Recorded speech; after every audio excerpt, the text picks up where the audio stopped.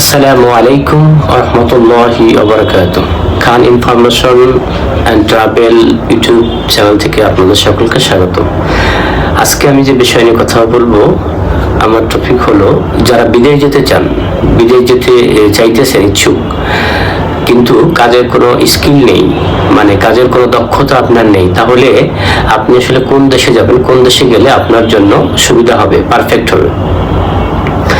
তো যারা গালফে যেতে চান তাদের জন্য, যেমন গালফ বলতে যে সমস্ত দেশগুলোকে বোঝায়, যেমন দুবাই, কাতার, বাহরাইন, সৌদি আরব, এই সমস্ত কান্ট্রিতে যারা যেতে চান, আমি এখানে আপনাদেরকে সাজেস্ট করব আপনারা সৌদি আরব যাবেন। তো সৌদি আরব কেন যাবেন সেটা যদি আমি আগে আপনাদের একটু বলি। প্রথমে যদি আপনি মুসলমান হয়ে থাকেন, অ্যাজ এ মুসলিম হিসেবে আপনার একটা সবচেয়ে বড় অপরচুনিটি হলো আপনি আল্লাহর ঘর কাবা ঘরে গিয়ে তওয়াফ করতে পারবেন এবং সেখানে গিয়ে নামাজ আদায় করতে পারবেন, এবং রাসূল সাল্লাল্লাহু আলাইহি ওয়াসাল্লাম রওজা মুবারকে কবরের কাছে গিয়ে আপনি দুরূদ ও সালাম পেশ করতে পারবেন। একজন মুসলমান হিসেবে এর চেয়ে বড় অপরচুনিটি আপনার জন্য আর কি হতে পারে? ধরুন আপনি যদি 5 বার উমরা করেন, তাহলে আপনি যদি 5 লাখ টাকা খরচ করে সৌদি আরব যান আর 5 বার যদি উমরা করেন, তাহলে আপনি ধরে নিতে পারেন যে আপনার 5 লক্ষ টাকা উঠে গেছে। এটা হলো প্রথম কথা। আসি এবং দ্বিতীয় কথা, এখন আপনি যদি বলেন যে আমি তো কোনো ভাষা জানি না, তাহলে সেক্ষেত্রে আমার কি হবে? সৌদি আরব গেলে তো আরবি জানতে হয়। আসলে ব্যাপারটা একদমই এরকম না। সৌদি আরবে আরবির কোনো প্রয়োজনই নাই। আরবির সাথে আপনার দেখা হতেও পারে, নাও পারে। সৌদি আরবে আপনি যদি একটু হিন্দি জানেন বা বাংলা যতটুকু জানেন, বাংলা দিয়েই কয়েকদিন পরে আপনি 5-7 দিন 1 মাস পরেই হিন্দি মোটামুটি বুঝে ফেলবেন, তখনই এনাফ, আর কোনো কিছু করার প্রয়োজন নেই। আর প্রথম অবস্থাতে আপনার কোনো কিছু না জানলেও কোনো সমস্যা নাই, আপনি চাকরি করতে পারবেন। এটা হলো আপনার ভাষাগত বিষয়টা শেষ হলো। এবার আসি আরেকটা বিষয়, সেটা হলো যে আমি তো আসলে, আপনি বলছেন যে প্রথমে আমি বলছি যে কাজের কোনো স্কিল জানা নেই, মানে কোনো কাজ জানেন না, কিছুই জানেন না।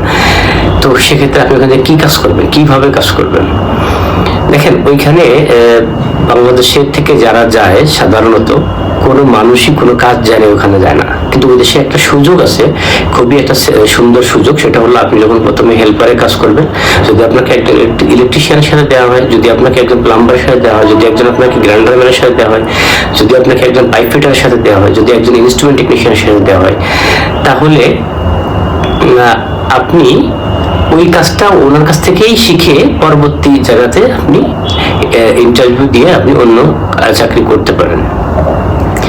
এবং আমি আশা করি আপনি একটু ভালো স্যালারি ওখানে পাবেন। যদি কাজের একদমই কিছু না জানেন, হেল্পারে কাজ করেন, তাহলে 70-80 হাজার টাকা মান্থলি ইনকাম করা আপনার জন্য কোনো ব্যাপার হবে না।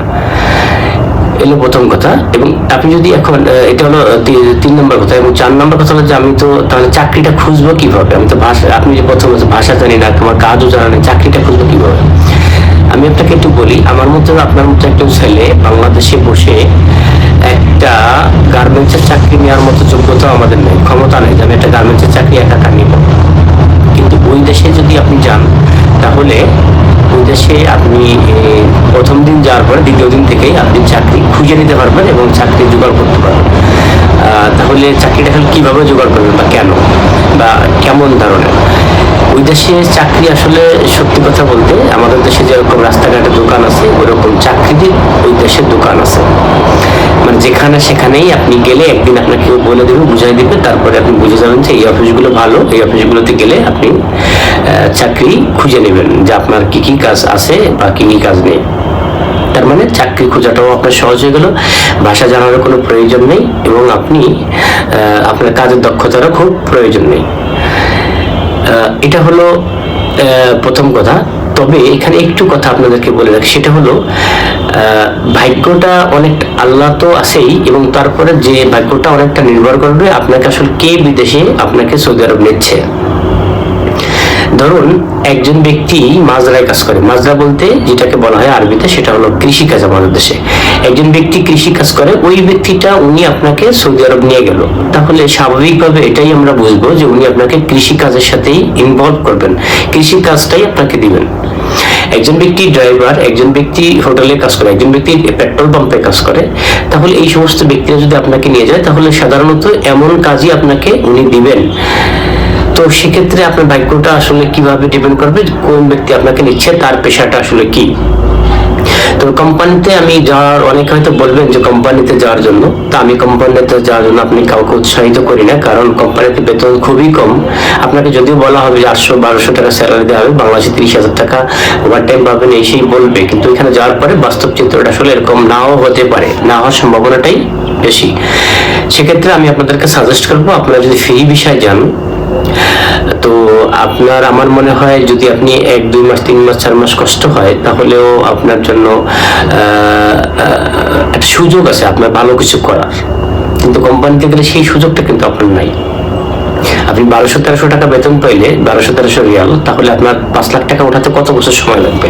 আর ফ্রি ভিসা যদি যান, আপনি 1 লাখ, যদি প্রতি মাসে 1 লাখ টাকা 2 লাখ টাকা বেতন পান, যদি আপনার কপাল ভালো হয়, ধরেন আপনি একটা চাকরি শুরু করলেন, সেখানে সেই কোম্পানি ভালোভাবে আপনাকে স্যালারি দিচ্ছে এবং ওই কাজটা আপনি লং টাইম করতেছেন, 1-2 বছর হয়ে গেছে, আপনি কাজটা কন্টিনিউ চলছে, তাহলে আপনার কপালটা খুলে গেল ইনশাআল্লাহ বা আলহামদুলিল্লাহ।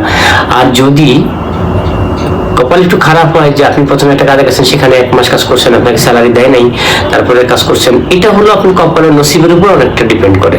তবে আমি সাজেস্ট করবো আপনার ফ্রি ভিসাতে যাবেন, তাহলে আপনার ভাগ্য খুলে যাওয়ার সম্ভাবনাটা অনেক বেশি।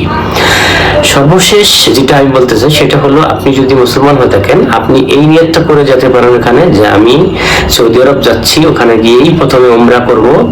এবং আরেকটা কথা হলো, নিয়ত হলো যে আল্লাহ, এই দেশে আমি আসছি, রাসূল তোমার হাবিবের দেশ, তোমার রাসূলের দেশ, জন্মভূমি থেকে কোনো মানুষ খালি হাতে ফেরত যায় না। আল্লাহ তুমি আমাকেও এই দেশ থেকে খালি হাতে ফেরত দিও না। তো ইনশাআল্লাহ যদি আপনি এই ধরনের নিয়ত করে যান এবং ওই দেশে যে নামাজ পড়ার সুযোগ পাবেন পর্যাপ্ত পরিমাণে, তো আশা করি আপনার জন্য সৌদি আরব অনেক মঙ্গল হবে এবং আপনি আপনার জন্য ভালো কিছু হবে আশা করি। তো এই বলেই আমি শেষ করছি আজকের এই ভিডিও। আল্লাহ হাফেজ। আসসালামু আলাইকুম ওয়া রাহমাতুল্লাহি ওয়া বারাকাতুহু।